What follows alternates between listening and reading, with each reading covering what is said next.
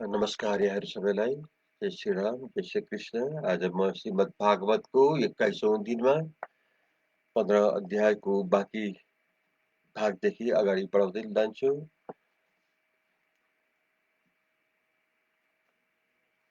जिस बंधु कृष्ण की सहायता से अकेला ही रथ में बैठकर मैं जहां अनेक शूरवीर ही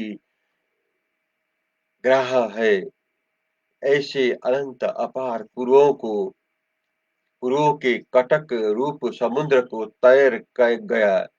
रथ पर बैठे हुए श्री कृष्ण मंद मंद मुस्कुराते हुए प्रफुल्लित मुख कमल करके मीठी वाणी से मुझसे कहा करते, हे अर्जुन, हे सखे, हे कौंतेय, हे कुरुनंदन। उनके हृदय की स्पर्श करने वाले मिष्ट वाक्यों को स्मरण करके मेरा कलेजा फटा जाता है। उठते चलते फिरने सोने जागने और खाने पीने आदि में मिठाई अपनी ढिढ़ाई से बिना ऊंच नीच विचारे कह उठा करता था कि अपने अपने अमुक काम किया था ही नहीं।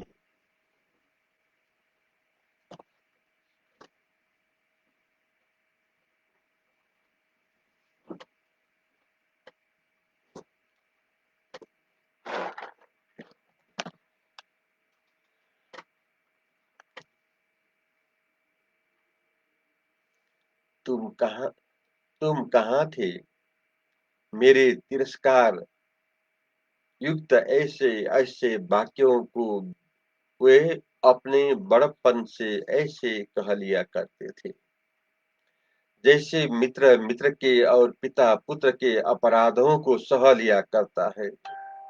सो हे नृपवर, मैं आज अपने उसी सखा प्राण बल्लभ प्राणधार कलेजा रूप कृष्ण से रहित हो गया हूँ। जिस सुहृद वियोग से ऐसे शून्य हृदय और हतचेष्ट हो गया हूँ कि मेरे होते श्री कृष्ण की रानियों को भी लूट कर ले गए और मैं खड़ा खड़ा देखता रहा, मुझसे कुछ भी न हो सका। हे नृपेंद्र, मेरा एक समय वह था कि बड़े बड़े महिपाल मेरा नाम सुनकर थर थरा उठते थे और अनेक प्रकार के मणि माणिक चरणों में रखकर अनेक भांति सत्कार करते थे। वही अर्जुन हूँ और यह मेरा वही गांडव गांडीव है, वही रथ है, वही घोड़े, परंतु इस एक केवल कृष्ण के न होने से ये सब ऐसे निष्फल और सारहीन हो गए हैं, जैसे भस्म में किया हुआ हवन, कपट पुरुष को उपदेश किया ज्ञान, अथवा कपटी पुरुष से प्राप्त हुआ धन, और उस उसर अर्थात बंजर में बोया हुआ बीज मणिहीन सर्प निष्फल हो जाता है। हे बंधु हे बंधुवर, अपने जो द्वारिका पुरी के बंधु वर्गों का क्षेम कुशल पूछा, सो वो ब्राह्मण के शाप से मूढ़ हुए। सब लोग बारूणी मदिरा पीकर ऐसे मंदोमंद अम, हो गए कि किसी के देहानुसंधान नहीं रहा, अपने पराये को भूल गए और फिर ऐसी मुक्का मुक्की हुई कि आपस में सब लड़ मरे। केवल 4-5 यादव बच रहे तो बचे हो। हे राजन, भगवान परमेश्वर की लीला है कि जो कभी आपस में परस्पर नाश करा देती है और कभी आपस में पालन करा देती है।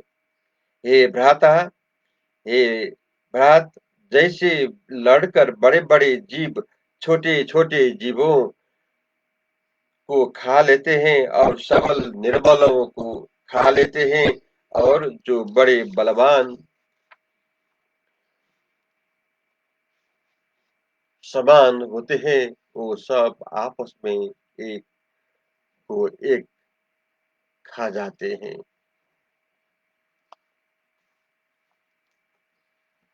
ऐसे ही इस समुद्र रूपी यदुकुल में बड़े बड़े सबल यादवों से छोटे छोटे निर्बल यादवों का विध्वंस करा के प्रभु ने भूमि का भार उतार दिया। इस प्रकार अर्जुन के मुख से श्री कृष्ण का गोलोक गमन और यदुवंश का संहार सुनकर युधिष्ठिर ने चित्त स्थिर करके स्वर्ग को जाने को मंसूबा ठान लिया। अर्जुन की इन बातों को कुंती भी खड़ी खड़ी सुन रही थी और उक्त रीति से अपने भाई भतीजों के कुल का सर्वनाश और कृष्ण के परम धाम चले जाने का समाचार श्रवण करके ऐसी व्यथित हुई कि सब संसार की माया को छोड़कर और भगवान के चरणों कमलों में सबल चित्त से लवलीन होकर उसने भी 1-2 बार लंबी श्वास लेकर हा हा ऐसा कह प्राणों का परित्याग कर दिया। और बुद्धि प्रवर राजा युधिष्ठिर ने लोगों को लोभ, झूठ, कुटिलता और हिंसा आदि अधर्म के चक्रों में फंसा हुआ देखकर विचार लिया कि अब मेरे नगर, राज्य, घर और शरीर में कलियुग का वास होता चला जाता है। इससे वे भी संसार के त्यागने को उद्धत हुए। तब अपने पोते परीक्षित को नम्रता का नम्रता, बुद्धि, शक्ति और धैर्य आदि गुणों में अपने समान समझकर उसका राज्य तिलक कर दिया और अनिरुद्ध के पुत्र वज्रनाभ को मथुरा तथा शूरसेन को देशों का राज्य देकर स्वयं गृह त्याग संन्यास ग्रहण कर लिया और अपने वस्त्र कंकणादि अलंकारों को त्याग कर अहंकार को तिलांजलि दे संपूर्ण बंधनों से रहित हो गए। संपूर्ण इंद्रियों को रोककर मन में ले गए और मन को प्राण में लगा दिया और प्राण वायु को अपान वायु से मिलाकर उत्सर्ग आदि व्यापार सहित उस अपान को अपनी अधिष्ठाता मृत्यु में लगाकर यह देह मृत्यु की है ऐसे निश्चय किया। पंचभूत शरीर का पंचभूत शरीर का त्रिगुण में और त्रिगुण को अविद्या में लीन करके अविद्या को जीव में लीन कर दी, फिर जीव अर्थात आत्मा को अव्यय ब्रह्म में लगा दिया।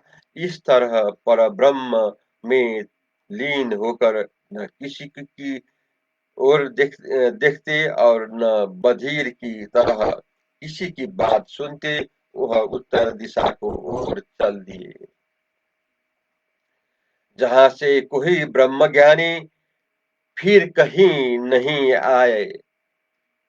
आया है। इसी तरह भीम, अर्जुन आदि युधिष्ठिर के छोटे भाइयों को जब यह निश्चय हो गया कि इस संसार के सब मनुष्य को अधर्म के मित्र कलयुग ने स्पर्श कर लिया है, तब वे भी अपने भाई के पीछे पीछे चले गए तो भगवान की गाढ़ भक्ति से अपने कलमशों को धोकर आत्मा को निर्मल करके युधिष्ठिर के भाई उस गति को प्राप्त हुए कि जिसको पाप रहित मनुष्य पाते हैं।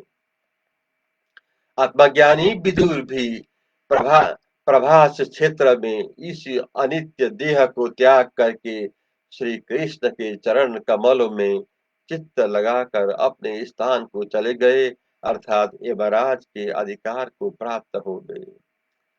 जब द्रौपदी ने देखा कि मेरे पति मेरी ओर देखते भी नहीं है, तब उसने भी भगवान वासुदेव का एकाग्र चित्त से ध्यान कर प्राणों का परित्याग कर दिया।